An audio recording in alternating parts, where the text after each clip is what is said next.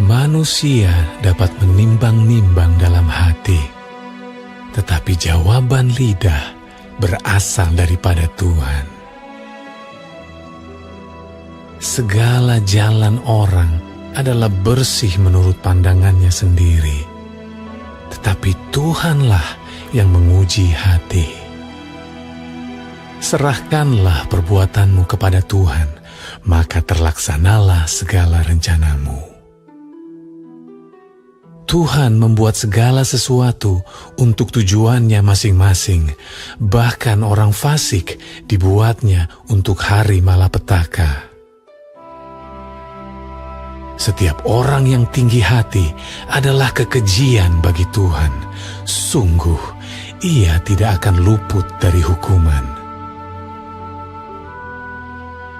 Dengan kasih dan kesetiaan, kesalahan diampuni. Karena takut akan Tuhan, orang menjauhi kejahatan. Jikalau Tuhan berkenan kepada jalan seseorang, maka musuh orang itu pun didamaikannya dengan dia.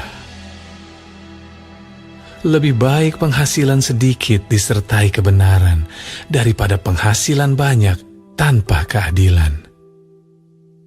Hati manusia memikir-mikirkan jalannya, tetapi Tuhanlah yang menentukan arah langkahnya. Keputusan dari Allah ada di bibir raja. Kalau ia mengadili, mulutnya tidak berbuat salah. Timbangan dan neraca yang betul adalah kepunyaan Tuhan. Segala batu timbangan di dalam pundi-pundi adalah buatannya. Melakukan kefasikan adalah kekejian bagi raja, karena tahta menjadi kokoh oleh kebenaran. Bibir yang benar dikenan raja, dan orang yang berbicara jujur dikasihinya. Kegeraman raja adalah bentara maut, tetapi orang bijak memadamkannya. Wajah raja yang bercahaya memberi hidup, dan kebaikannya seperti awan hujan musim semi. Memperoleh hikmat sungguh jauh melebihi memperoleh emas, dan mendapat pengertian jauh lebih berharga daripada mendapat perak. Menjauhi kejahatan, itulah jalan orang jujur. Siapa menjaga jalannya, memelihara nyawanya. Kecongkakan mendahului kehancuran, dan tinggi hati mendahului kejatuhan. Lebih baik merendahkan diri dengan orang yang rendah hati, daripada membagi rampasan dengan orang congkak. Siapa memperhatikan firman akan mendapat kebaikan, dan berbahagialah orang yang percaya kepada Tuhan. Orang yang bijak hati disebut berpengertian, dan berbicara manis lebih dapat meyakinkan. Akal budi adalah sumber kehidupan bagi yang mempunyainya. Tetapi siksaan bagi orang bodoh ialah kebodohannya. Hati orang bijak menjadikan mulutnya berakal budi, dan menjadikan bibirnya lebih dapat meyakinkan. Perkataan yang menyenangkan adalah seperti sarang madu, manis bagi hati dan obat bagi tulang-tulang. Ada jalan yang disangka lurus, tetapi ujungnya menuju maut. Rasa lapar bekerja untuk seorang pekerja karena mulutnya memaksa dia. Orang yang tidak berguna menggali lubang kejahatan, dan pada bibirnya seolah-olah ada api yang menghanguskan. Orang yang curang menimbulkan pertengkaran, dan seorang pemfitnah menceraikan sahabat yang karib. Orang yang menggunakan kekerasan menyesatkan sesamanya dan membawa dia di jalan yang tidak baik.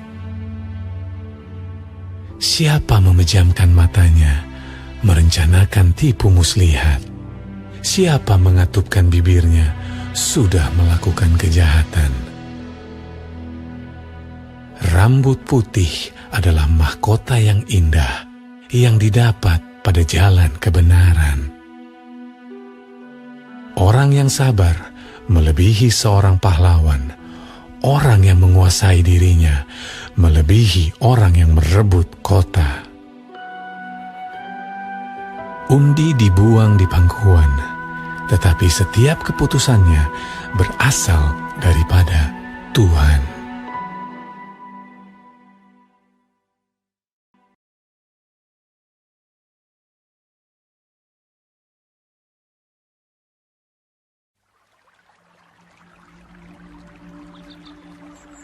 Lebih baik sekerat roti yang kering disertai dengan ketentraman daripada makanan daging serumah disertai dengan perbantahan.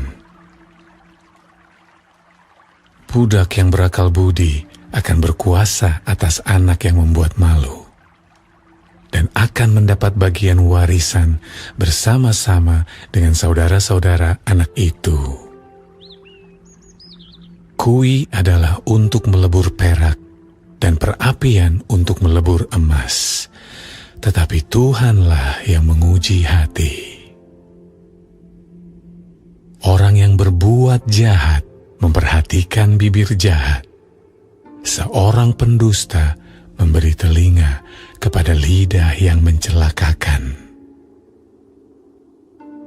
Siapa mengolok-olok orang miskin, menghina penciptanya. Siapa gembira karena suatu kecelakaan, tidak akan luput dari hukuman. Mahkota orang-orang tua adalah anak cucu, dan kehormatan anak-anak ialah nenek moyang mereka. Orang bebal tidak layak mengucapkan kata-kata yang bagus, apalagi orang mulia mengucapkan kata-kata dusta. Hadiah suapan ialah seperti mestika di mata yang memberinya. Kemana juga ia memalingkan muka, ia beruntung. Siapa menutupi pelanggaran, mengejar kasih. Tetapi siapa membangkit-bangkit perkara, menceraikan sahabat yang karib. Suatu hardikan lebih masuk pada orang berpengertian daripada 100 pukulan pada orang bebal. Orang durhaka hanya mencari kejahatan, tetapi terhadap dia akan disuruh utusan yang kejam. Lebih baik berjumpa dengan beruang betina yang kehilangan anak daripada dengan orang bebal dengan kebodohannya. Siapa membalas kebaikan dengan kejahatan, kejahatan tidak akan menghindar dari rumahnya. Memulai pertengkaran adalah seperti membuka jalan air. Jadi undurlah sebelum perbantahan mulai. Membenarkan orang fasik dan mempersalahkan orang benar, kedua-duanya adalah kekejian bagi Tuhan. Apakah gunanya uang di tangan orang bebal untuk membeli hikmat, sedang ia tidak berakal budi? Seorang sahabat menaruh kasih setiap waktu dan menjadi seorang saudara dalam kesukaran. Orang yang tidak berakal budi ialah dia yang membuat persetujuan yang menjadi penanggung bagi sesamanya. Siapa suka bertengkar, suka juga kepada pelanggaran. Siapa memewahkan pintunya, mencari kehancuran. Orang yang serong hatinya tidak akan mendapat bahagia. Orang yang mutar-mutar lidahnya akan jatuh ke dalam celaka. Siapa mendapat anak yang bebal, mendapat duka, dan ayah orang bodoh tidak akan bersuka cita. Hati yang gembira adalah obat yang manjur, tetapi semangat yang patah mengeringkan tulang. Orang fasik menerima hadiah suapan dari pundi-pundi untuk membelokkan jalan hukum. Pandangan orang berpengertian tertuju pada hikmat, tetapi mata orang bebal melayang sampai ke ujung bumi. Anak yang bebal menyakiti hati ayahnya dan memedihkan hati ibunya. Mengenakan denda orang benar adalah salah. Memukul orang mulia pun tidak patut. Orang yang berpengetahuan menahan perkataannya. Orang yang berpengertian berkepala dingin. Juga orang bodoh akan disangka bijak kalau ia berdiam diri, dan disangka berpengertian kalau ia mengatupkan bibirnya.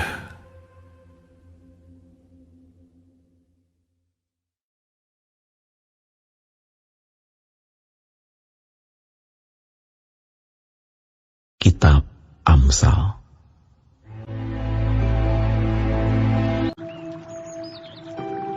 Orang yang menyendiri mencari keinginannya.